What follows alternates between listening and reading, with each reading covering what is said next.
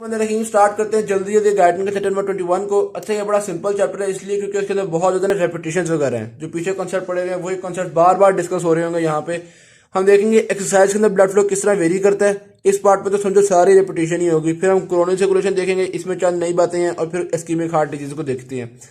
सबसे पहले देखते हैं एक्सरसाइज के अंदर ब्लड फ्लो को क्या फर्क पड़ता है। एक्सरसाइज के अंदर blood flow in the skeletal muscles 25 to 50 fold increase कर जाता है। ठीक है, अब जब एक्सरसाइज के अंदर मसल्स कॉन्ट्रैक्ट करते हैं, वो एग्जैक्ट कॉन्ट्रैक्शन के टाइम पे क्या होता है, कॉन्ट्रैक्शन की वजह से ब्लड वेसल्स जो है वो दब जाती हैं, जिसकी वजह से ब्लड फ्लो डिक्रीज होता है। हम ग्राफ में देखते हैं कॉन्ट्रैक्शन के अंदर ब्लड फ्लो बहुत कम और रिलैक्सेशन में ब्लड फ्लो बहुत ज्यादा। तो एक्सरसाइज के अंदर ब्लड फ्लो बहुत वेरी करता रहता है।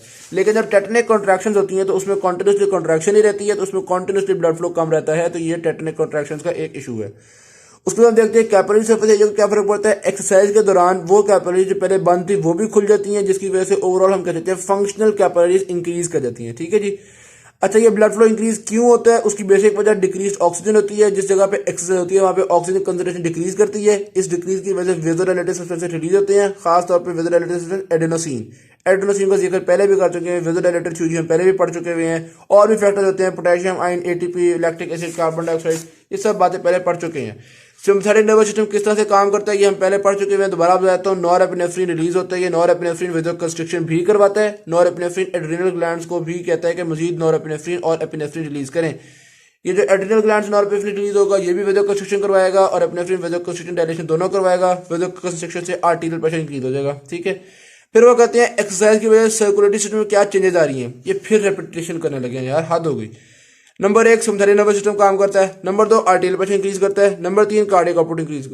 सिम्पथेटिक नर्वस सिस्टम क्या काम करता है। नंबर 1 हार्ट को स्टिमुलेट करता है। नंबर 2 ये आर्टीरियोल्स को कॉन्ट्रैक्ट करवाता है। यहाँ अभी तो पढ़ा आर्टीरियोल्स को कॉन्ट्रैक्ट करवाता है। सिर्फ दो जगह की आर्टीरियल कॉन्ट्रैक्ट नहीं होती, एक हार्ट की और दूसरा ब्रेन की। कोरोनरी और सेरिब्रल सिस्टम जो हैं ये आपके इस वेसोकंस्ट्रिक्शन से मुबर्रा होते हैं। ठीक है, और थर्ड वेन्स की भी कॉन्ट्रैक्शन का बचत, ताकि जो ब्लड उनके अंदर रिजर्वर हुआ है वो भी सर्कुलेशन में ऐड हो सके। तो ये बातें कोई भी नई बातें नहीं है आपके लिए। अच्छा सिम्पथेटिक स्टिमुलेशन भी वो बता रहे हैं कि इंक्रीज करती है एक्सरसाइज के दौरान। वो क्या करती है यार, अभी ये बातें पढ़ी फिर वही बातें कर रहे हैं। आर्टीरियल प्रेशर इंक्रीज हो गया। Sympathetic nervous system arterial pressure को इंक्रीज करती है। किस तरह करती है, वही 3 पॉइंट्स है, जो 3 पॉइंट यहाँ लिखे हुए हैं, सेम बातें। अच्छा ये आर्टीरियल प्रेशर के इंक्रीज होने से फर्क क्या पड़ता है। एक तो ब्लड से ज्यादा फोर्स से न्यूट्रिएंट्स निकलते हैं टिश्यूज में, और दूसरा जब इतना आर्टीरियल प्रेशर होता है तो वेसोडाइलेशन हो जाती है, जिसकी वजह से resistance to the flow decrease करता है। कार्डियक आउटपुट भी इंक्रीज कर जाता है, जिसकी वजह से कार्डियक आउटपुट क्यों इंक्रीज करता है, कार्डियक आउटपुट क्यों इंक्रीज करना चाहिए एक्सरसाइज में, जाहिर बात है इसलिए ताकि न्यूट्रिएंट्स को बेहतर तरीके से पंप किया जा सके। बच्चों वाली बातें है ना। ग्राफिकल एनालिसिस को देखा जाए तो एक्सरसाइज के अंदर कार्डियक आउटपुट यूं देखें आप इंक्रीज कर गया। ठीक, उसके अलावा विनस रिटर्न भी इंक्रीज करता है। विनस रिटर्न क्यों इंक्रीज करता है, number 1 mean systemic filling pressure बढ़ गया इसलिए, और नंबर 2 डिक्रीज रेजिस्टेंस हो गया इसलिए। तो ये देखा विनस रिटर्न भी इंक्रीज कर गया। लेकिन राइट एट्रियल प्रेशर मोर और लेस सेम रहता है। आप देख सकते हैं ये पहले ग्रे वाली कर्व पहले वाली कर्व थी, इन पे राइट एट्रियल प्रेशर ये था, और अब जो नई कर्व बनी उनमें भी right atrial pressure almost same है। तो ये बातें थी, कोई इसमें अभी तक खास बात नहीं की हमने। फिर आते हैं हम कोरोनरी सर्कुलेशन की तरफ। यहाँ पे देखिएगा लेफ्ट कोरोनरी आर्टरी और राइट कोरोनरी आर्टरी। पहली बात तो ये है कि जो मेन कोरोनरी आर्टरी होती है ये हार्ट की सरफेस के ऊपर ही होती है ऑलमोस्ट। ठीक है, left coronary artery left ventricle को सप्लाई कर रही होती है, और उसके खासतौर पर लेटरल साइड को। और जो राइट कोरोनरी आर्टरी है वो ना सिर्फ राइट वेंट्रिकल को सप्लाई करती है, बल्कि some of the posterior portion of left ventricle को भी सप्लाई कर रही होती है। ये बात आपको पता चल जाती चाहिए। अच्छा फिर हम देखते हैं वेनस सिस्टम को, यानी कि हार्ट का जो वेनस सिस्टम है वो, उसके अंदर एक कोरोनरी साइनस है। ज्यादातर वेन्स जो मिलकर कोरोनरी साइनस में जाती हैं, कोरोनरी साइनस पे आपके राइट एट्रियम में ड्रेन हो रहा होता है। और उसके अलावा कुछ एंटीरियर कार्डियक वेन्स होती हैं जो कि डायरेक्टली हार्ट के चैम्बर में जारी होती हैं, डायरेक्टली राइट एट्रियम में जारी होती हैं। और नंबर 3 थिबेजियन वेन्स होती हैं। ये थिबेजियन वेन्स भी directly chamber of the heart के अंदर जा रही होती हैं। ठीक होगी बात। अच्छा जितना भी हार्ट ब्लड पंप कर रहा होता है उसमें से 4 to 5% ब्लड जो है वो खुद ही हार्ट की सर्कुलेशन के अंदर चला जाता है। उसके अलावा वो बता रहे हैं कि जब एक्सरसाइज करते हैं तो कार्डियक आउटपुट भी इंक्रीज करता है, और कार्डियक आउटपुट ज्यादा इंक्रीज करता है, कोरोनरी सर्कुलेशन थोड़ी इंक्रीज करती है। ठीक होगी बात। अच्छा हार्ट की कॉन्ट्रैक्शन से क्या फर्क पड़ता है सिस्टोल्स की। अच्छा पहले उससे पहले ये डिस्कस कर लेते हैं। ये जो आर्टरीज है इनको हमने 2 पार्ट्स में डिवाइड कर सकते हैं हम। एक एपिकार्डियल कोरोनरी आर्टरीज जो कि हार्ट के सरफेस के ऊपर होती हैं, और एक हार्ट की अंदर साइड पे जिनको हम कहते हैं सब एंडोकार्डियल आर्टीरियल प्लेक्सिस। ठीक है। अच्छा जब हार्ट कॉन्ट्रैक्ट करता है यानी ड्यूरिंग द सिस्टोल सब एंडोकार्डियल आर्टरी ये दब जाती हैं, इसलिए इनका ब्लड फ्लो बहुत डिक्रीज कर जाता है। और जो ड्यूरिंग द डायस्टोल ये दोबारा रिलैक्स होती हैं तो इनके अंदर ब्लड फ्लो बहुत इंक्रीज कर जाता है। यही बात है जो यहाँ हमने पढ़ी थी, वही बात यहाँ पे दोबारा पढ़ रहे हैं, इसमें कोई मुश्किल चीज़ तो है नहीं। Control of coronary blood flow किस तरह से हो रहा होता है? प्राइमरी कंट्रोलर, यहाँ भी ऑक्सीजन है, पहले भी हम पढ़ चुके हुए हैं। वेज़ोडाइलेटेड ऑक्सीजन की कमी होती है, वेज़ोडाइलेटेड सब्सटेंस रिलीज होते हैं, खासतौर पर एडेनोसिन वेज़ोडाइलेटेड सब्सटेंस है। और भी वेज़ोडाइलेटेड के नाम लिखे हुए हैं, adenosine phosphate compounds, potassium ion, hydrogen ion, carbon dioxide ion, prostaglandins, nitric oxide. इस चैप्टर में ये दूसरी बात, पहले हमने स्केलेटल मसल के लिए यही बात पढ़ी थी, कहाँ पढ़ी थी? ये वाली वेज़ोडाइलेटर वाली बात पढ़ी थी। अब हम हार्ट के मसल के लिए वही सेम बातें पढ़ रहे हैं। नर्वस कंट्रोल दो तरह से हो सकता है, एक डायरेक्ट इफेक्ट होता है, एक इनडायरेक्ट इफेक्ट होता है। डायरेक्ट इफेक्ट में नॉरएपिनेफ्रिन वगैरह को रिलीज कर रहे होते हैं, और जो इनडायरेक्ट इफेक्ट है वो कोरोनरी ब्लड फ्लो अपना आपको खुद रेगुलेट कर रहा होता है। डायरेक्ट इफेक्ट तो कम ही होगा, मैंने आपको बताया था कि नॉरएपिनेफ्रिन वगैरह कम काम कर पाते हैं कोरोनरी सर्कुलेशन पे, हार्ट के सर्कुलेशन में ज्यादा काम नहीं कर पाते। जबकि अच्छा इफेक्ट एक दूसरे के ऑपोजिट होते हैं, क्योंकि मैंने आपको बताया था सिंपैथेटिक नर्वस सिस्टम वैसे तो वेजो कंस्ट्रक्शन करवाता है, लेकिन दो तरह जगह पे नहीं करवा पाता, एक हार्ट में और एक ब्रेन में। तो यहाँ भी यही होगा, डायरेक्ट इफेक्ट वैसे तो वेजो कंस्ट्रक्शन करवाता है, लेकिन जो इनडायरेक्ट इफेक्ट है वो वेजो डायलेशन करवाएगा, वो हार्ट को नॉर्मलाइज रखेगा। तो हम कह सकते हैं कि डायरेक्ट इफेक्ट और indirect effect they are opposite to each other. ठीक होगा जी। अच्छा, फिर डायरेक्ट इफेक्ट और इफेक्ट में क्या होगा? आपको पता है एपिनेफ्रिन और एपिनेफ्रिन वगैरह रिलीज हो जाएगी। दो तरह के रिसेप्टर होते हैं, एक अल्फा रिसेप्टर होते हैं, एक बीटा रिसेप्टर्स होते हैं। अल्फा रिसेप्टर्स वेजो कंस्ट्रक्शन करवाते हैं, बीटा रिसेप्टर वेजो डायलेशन करवाते हैं। हार्ट में कुछ जगहों पे ज्यादा बीटा रिसेप्टर्स होते हैं, जिसकी वजह से उन जगहों पे ज्यादा वेजो डायलेशन हो जाती है।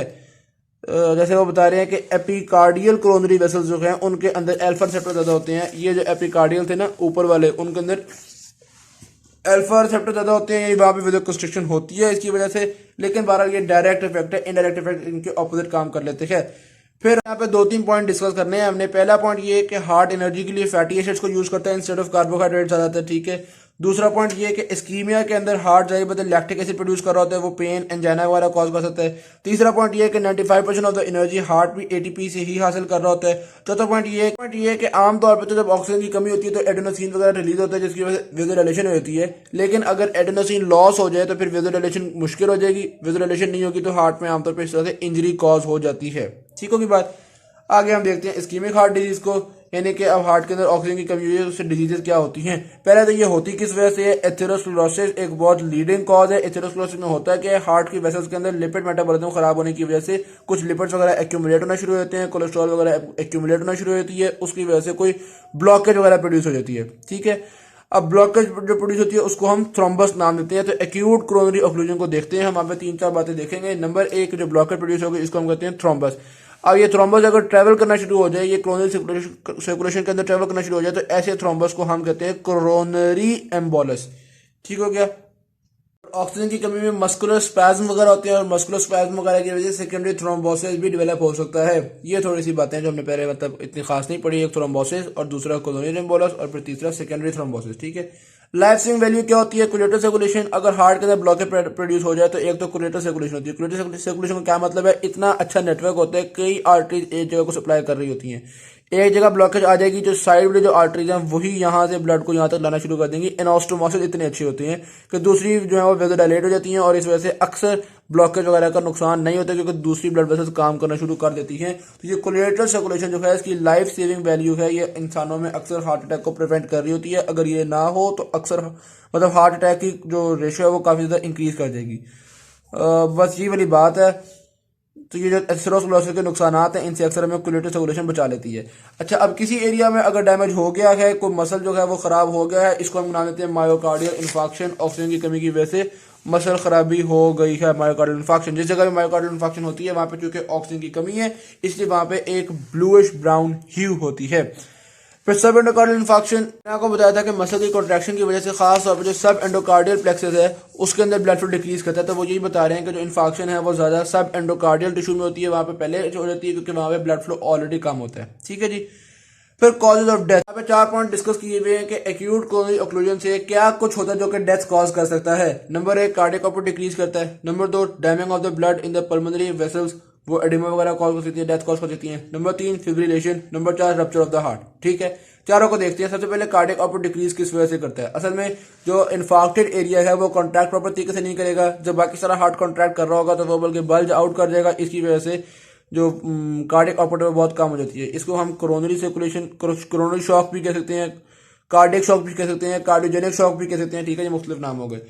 नंबर 2 मसला आ रहा है डैमिंग ऑफ द ब्लड। होता बेसिकली क्या है, आर्टीरियल प्रेशर डिक्रीज कर दिया क्योंकि कार्डियक आउटपुट कम है, हार्ट प्रॉपर पंप नहीं कर रहा। आर्टीरियल प्रेशर डिक्रीज करने की वजह से किडनी की एक्सक्रीशन भी कम हो जाती है, एक्सक्रीशन कम, ब्लड वॉल्यूम में मजीद इजाफा, हार्ट पहले सीधे पंप नहीं कर पा रहा, लंग्स के अंदर ब्लड जा तो रहा है लेकिन लंग से ब्लड सीधे निकल नहीं रहा, जिसकी वजह से पल्मोनरी एडिमा हो जाता है, damming of the blood in the veins वगैरह शुरू होती है। ठीक, नंबर 3 हम डिस्कस किया फिब्रिलेशन ऑफ द हार्ट हो जाती है। फिब्रिलेशन ऑफ द हार्ट क्यों हो रही है? जाहिर सी बात है, जब एक एरिया हार्ट का एबनॉर्मल हो गया, उसका डायमेंशन वगैरह एबनॉर्मल हो जाती हैं, तो जो पाथवे ऑप्ट कर रही होती है हार्ट वो एबनॉर्मल हो जाते हैं। उसके अलावा यहाँ पे बता रहे हैं कि इंक्रीज पोटेशियम कंसंट्रेशन जो है इन द एक्स्ट्रासेलुलर फ्लूइड वो मसला खराब कर सकती है।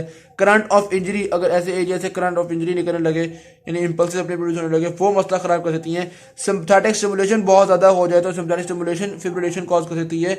और इसी तरह से सर्कस मूवमेंट्स जो होती हैं कि पाथवे चेंज होने की वजह से मुख्तलिफ जो मूवमेंट्स मतलब रिपीटेड मूवमेंट जो होना शुरू होती है इंपल्सेस की, ये मुख्तलिफ 4-5 चीजों के फिब्रिलेशन कॉज होती हैं और फिब्रिलेशन भी डेथ को कॉज करेगी। ठीक है, तो decrease cardiac output, damming of the blood, fibrillation of the heart, और चौथा है rupture of the heart. Rupture of the heart में ये बता रहा है जो इन्फार्क्टेड एरिया है वो रप्चर भी कर सकता है। अगर रप्चर कर गया तो जो ब्लड है वो बाहर आ जाएगा, वो इर्द गिर्द की वो जो प्लूरल मेम्ब्रेन के बीच की जगह होती है वहाँ पे ब्लड फ्लो होना शुरू हो जाएगा। ऐसी सिचुएशन को हम कहते हैं कार्डियक टेम्पोनेट। कार्डियक टेम्पोनेट में ये होता है कि हार्ट का जो एक्सटर्नल प्रेशर है वो बहुत इंक्रीज कर देता है, हार्ट बेचारा बिल्कुल ही काम नहीं कर पा रहा होता है। ठीक, तो ये पहले हमने देखा कि ये जो इन्फाक्शन होती है 3-4 इसमें मसले क्या आ सकते हैं। ठीक, इन मसलों को हल कोरोनरी सर्कुलेशन किस तरह से कोलेटरल सर्कुलेशन किस तरह से मसलों को हल कर सकती है। फिर अगर ये मसले आ गए हैं, इस्कीमिया हो गया है, उससे डेथ क्यों कॉज होती है, वो 4 चीजें में देख ली क्यों कॉज होती है। अब आगे देखते हैं stages of recovery from acute myocardial infarction. Stages of recovery क्या होती है? पहली बात तो ये कुछ एरिया जो होता है, या तो वो एरिया मतलब जब एक जगह इस्कीमिया हो गया तो या वहाँ पे कुछ ना कुछ रिकवरी हो जाएगी, वो बेहतर हो जाएगा थोड़ा टाइम के साथ, या वो बिल्कुल डेड हो जाएगा। जाहिर बात है अगर इस्कीमिया हो तो 2 में से एक काम होगा ना, या डेड हो जाएगा या रिकवरी हो जाएगी। तो ये 2 काम उन्होंने बता दिया, या तो वो बिल्कुल नॉन फंक्शनल हो जाएगा, डेथ हो जाएगी, स्कार डेवलप हो जाएगा वहाँ पे, और या थोड़ी बहुत उसकी रिकवरी हो जाएगी। अच्छा, रेस्ट की बहुत ज्यादा वैल्यू है। रेस्ट की क्यों वैल्यू है? क्योंकि ऐसे वक्त में हार्ट के जो पोर्शन है हमें कोशिश करनी चाहिए उन पर इतना थोड़ा बर्डन हो कि वो कुछ ना कुछ करके रिकवरी कर सकें। अगर उन पर हम बर्डन डालेंगे तो होगा यही कि वो बेचारे रिकवरी नहीं कर सकेंगे बल्कि उनकी डेथ हो जाएगी। ठीक है, तो रेस्ट बहुत ज़्यादा ज़रूरी होता है। यहाँ पे वो बता रहे हैं कि अगर इस्कीमिया मतलब जब हल्की सी मायोकार्डियल इन्फाक्शन हुई हुई है उस वक्त अगर इस्कीमिया फेस करना पड़ा तो ये बहुत ज़्यादा हार्ट के लिए नुकसानदेह हो सकता है। इसको हम कहते हैं कोरोनरी स्टील सिंड्रोम। तो कोरोनरी स्टील सिंड्रोम क्या है कि इस्कीमिया जो है वो हार्ट की सिचुएशन को वर्सन कर देता है, इसलिए रेस्ट करना बहुत ज़रूरी है। अच्छा जी, पेन क्यों हो रही होती है? बेसिकली बात ये है कि जब हार्ट के अंदर ऐसे इस्कीमिया होता है तो वहाँ पे पेन प्रमोटिंग प्रोडक्ट रिलीज हो रही होती हैं, और चूंकि ब्लड फ्लो पहले ही बहुत वीक है तो ब्लड फ्लो आहिस्ता आहिस्ता इन पेन प्रमोटिंग प्रोडक्ट्स को ब्लड के थ्रू एक उस जगह से लेकर जा रहा होता है। तो जब तक वो पेन प्रमोटिंग प्रोडक्ट्स वहाँ पे हैं वहाँ पे पेन इंसान को हो रही होती है। एंजाइना पेक्टोरिस क्या होता है? हम जो हार्ट की पेन है या कार्डियक पेन को हम एंजाइना पेक्टोरिस कह रहे होते हैं। इसकी रीजन क्या होती है? यही मैंने आपको बताया, पेन प्रमोटिंग सब्सटेंसेस रिलीज हो रहे होते हैं। कोरोनरी एंजाइना पेक्टोरिस ये होता है कि इंसान वैसे तो नॉर्मल है लेकिन जब वो एक्सरसाइज करने लगता है, जब उसका हार्ट तेजी से काम करने लगता है, फिर उसको पेन शुरू रहती है। ठीक है, तो फिर जब वो बैठा रहता है तो ये कोरोनरी क्या है, लॉन्ग टर्म ये मसला है उसको कि जब बंदा हार्ट को ज़्यादा काम करवाए, एक्सरसाइज वगैरह करे तो उसको पेन स्टार्ट हो जाती है। फिर ट्रीटमेंट विद द ड्रग्स है। मुख्तलिफ तरह के ड्रग्स को यूज कर सकते हैं हम हार्ट को ठीक करने के लिए, जिनमें से एक बीटा ब्लॉकर्स भी हैं। बीटा ब्लॉकर्स करते क्या हैं? ये बीटा एड्रेनर्जिक रिसेप्टर्स को ब्लॉक कर देते हैं ताकि हार्ट की कोरोनरी वेज़ोडाइलेशन ना हो। यानी बंदा एक्सरसाइज करे तब भी हार्ट ज़्यादा काम ना कर सके तो बंदा खुद ही समझ जाएगा कि मैं एक्सरसाइज नहीं कर सकता। ठीक है, क्योंकि अगर हमने एक्सरसाइज में करना शुरू कर दिया, हार्ट के ऊपर स्ट्रेस चलना शुरू कर दिया तो हार्ट बेचारा उन स्ट्रेस को बर्दाश्त नहीं कर सकता। ऐसी सिचुएशन में सर्जिकल ट्रीटमेंट की बात की जाए तो एक बाईपास होता है। बाईपास में ये होता है वो आर्टरी के उस पार्ट को निकाल के हम उसकी जगह वेन का कोई पार्ट लगा देते हैं। ठीक, नंबर 2 एंजियोप्लास्टी होती है। एंजियोप्लास्टी में क्या होता है? हम एक बैलून यूज करते हैं कि बैलून जाके उस ब्लॉकेज को खत्म करे और उस जगह को खोल दे, और फिर उसके अंदर हम स्टेंट्स डाल देते हैं। स्टेंट्स बेसिकली क्या होते हैं? ये स्मॉल स्टेनलेस स्टील के मेश ट्यूब्स होती हैं जो कि उस जगह पे अवॉइड करती हैं इस चीज को कि दोबारा से ये कॉन्ट्रैक्ट कर जाए, दोबारा से डेवलप हो जाए। और फिर यहाँ पे रेस्ट नोजल की उन्होंने बात की है। बेसिकली हमने स्टेंट डाल दिए तो उसके ऊपर इतना स्कार टिश्यू बनना शुरू होता है कि दोबारा ब्लॉकेज कॉज कर सकता है। लेकिन स्टेंट बेसिकली ऐसे होते हैं कि वो ड्रग इल्यूटिंग स्टेंट्स होते हैं, तो वो थोड़े थोड़े जो ड्रग्स होते हैं वो रिलीज करते चले जाते हैं, जिसकी वजह से ये जो इश्यूज हैं ये हम अवॉइड कर लेते हैं और स्टेंट कामयाब जाता है बंदे का। बस ये सिंपल सी चीज़ें थी। Thank you very much. Video अच्छी लगी शेयर जरूर कीजिएगा, चैनल को सब्सक्राइब कीजिएगा, और आप इस चैनल को पैट्रियन के थ्रू सपोर्ट कर सकते हैं जिसका लिंक नीचे डिस्क्रिप्शन में दिया हुआ है।